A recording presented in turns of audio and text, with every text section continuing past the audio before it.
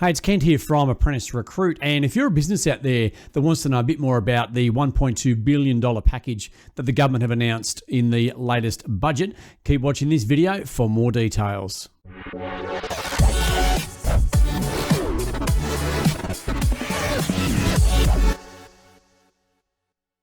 So you may or may not be aware that over the last 48 hours, the federal government have announced a new stimulus package for apprenticeships here in Australia. And it's to the tune of $1.2 billion that they'll be paying over the next 12 months.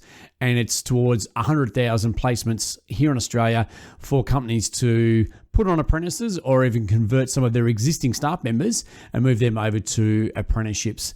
So we thought we'd give you a bit of a rundown on how that may affect you as a business, what the eligibility is. I will say that the information that we are providing is generic, so you will need to look into your individual circumstances for your particular business.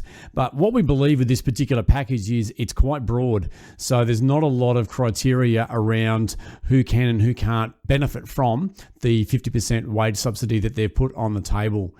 So we've had a chat to a couple of apprentice support networks over the last couple of days just to get their rundown, because they're the ones that will be delivering the program and funding or paying for it. So we wanted to clarify a few details about who may or may not be eligible or what apprentices may be eligible. And so here's a bit of a summary. So it will include any new apprentices that come on board as of the 5th of October 2020. And it can also include any existing employees that companies would also like to then switch over to an apprenticeship. It may also include those that are recommencing in an apprenticeship. So if an apprentice had in fact lost their job and they're being re-engaged back into a contract again, then they can also be included in this particular program.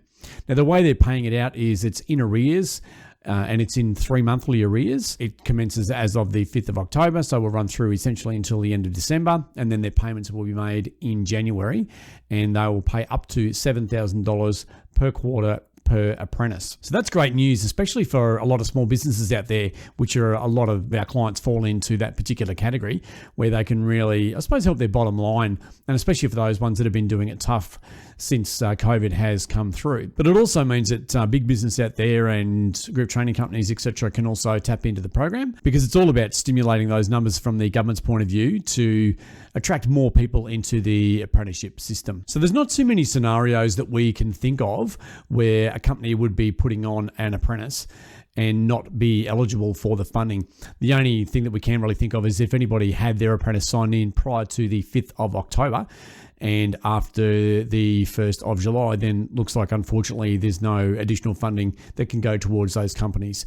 So this is more about companies that are willing to put apprentices on now and start again to try and stimulate the economy and also stimulate the apprenticeship program.